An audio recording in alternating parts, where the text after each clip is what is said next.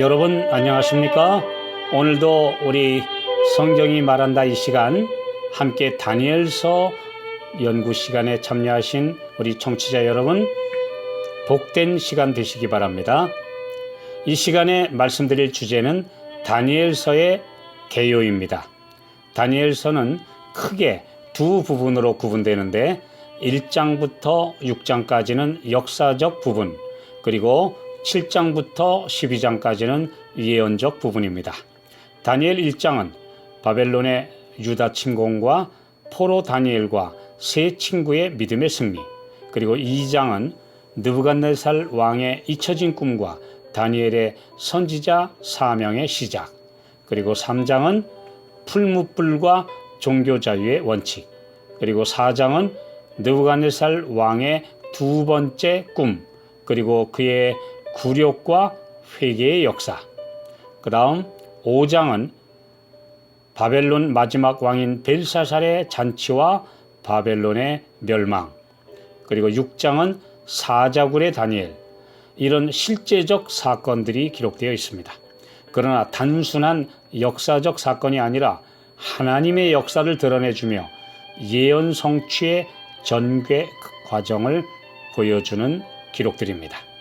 둘째 부분인 7장은 네 짐승과 작은 뿔과 심판, 8장은 수양과 수염소의 이상 그리고 성소 회복의 예언, 9장은 성소 예언의 해석과 메시아와 택한 백성의 운명에 대해서, 그리고 10장은 다니엘의 기도와 역사의 배후, 11장은 메시아 이후부터 마지막 때까지, 12장은 대군 미가엘과 최후의 승리가 예언되어 있습니다. 다니엘은 이상 중에 짐승들로 상징된 대제국들의 흥망과 이 가운데 어떻게 하나님의 뜻이 사탄의 방해와 공격 중에도 성취되는지를 보았고, 어떤 부분은 자체적인 해석이 되어 있기 때문에 세계 역사를 공부하신 분들은 쉽게 이해할 수 있습니다. 다니엘서의 핵심이 되는 네 계시는 다음과 같습니다.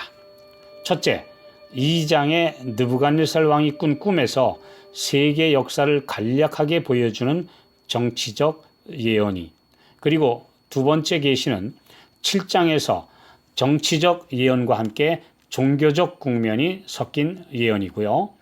세 번째 계시는 8장과 9장에서 종교적 국면과 선악간의 싸움의 국면을 예언하고 있습니다.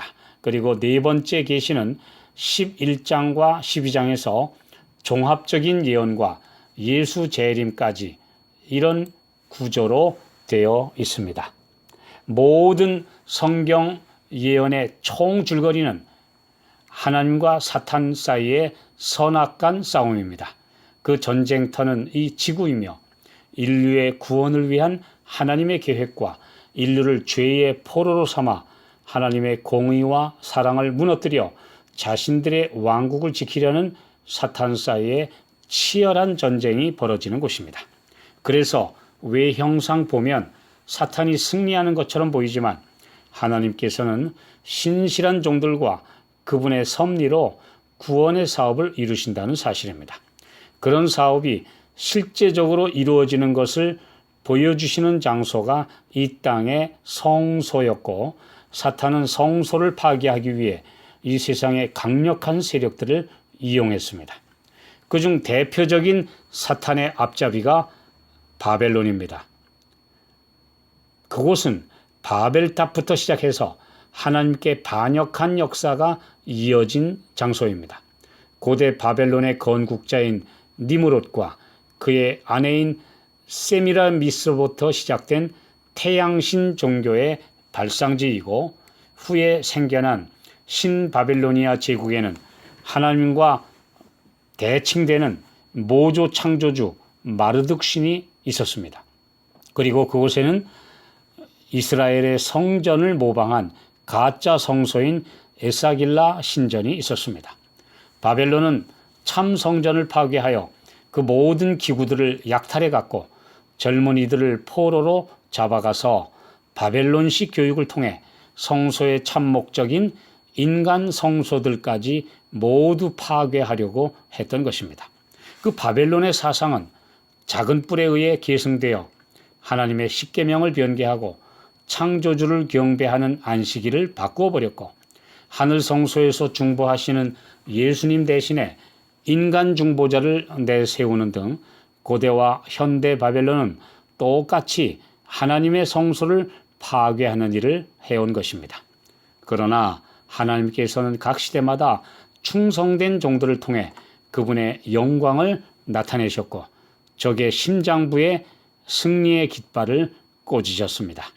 바벨론으로 포로되어 간 다니엘과 세 친구를 통해 하나님께서는 통쾌한 역전 드라마를 완성하셨습니다.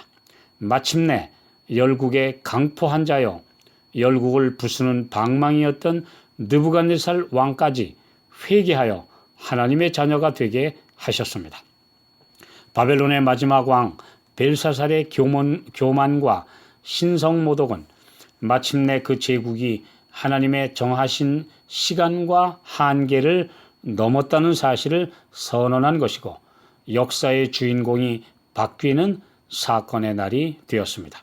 다리오 왕의 사자굴 사건은 인간 본성의 본 모습을 드러낸과 함께 다니엘의 신앙이 얼마나 위대한지를 보여주었고, 하나님은 다시 한번 영광을 받으셨습니다.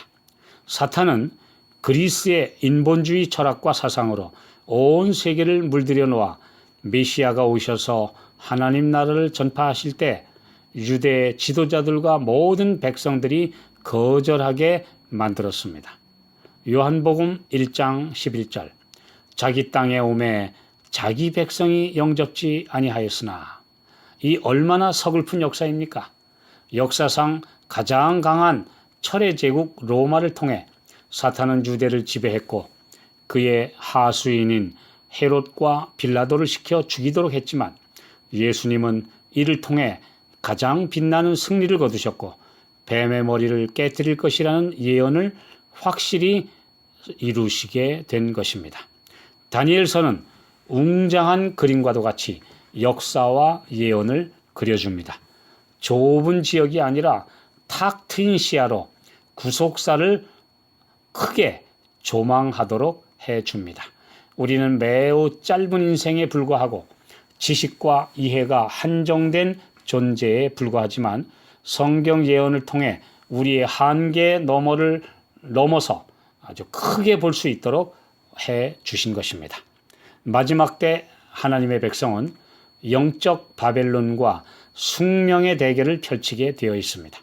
그 실체는 사실상 창조주 하나님과 거짓의 아비인 사탄이 진검승부를 벌이는 이 땅의 최후 싸움인 것입니다. 계시록 12장 17절, 그 여자의 남은 자손 곧 진실한 하나님의 백성이 되셔서 승리의 대열에 모두 참여하게 되시기를 간절히 축원합니다.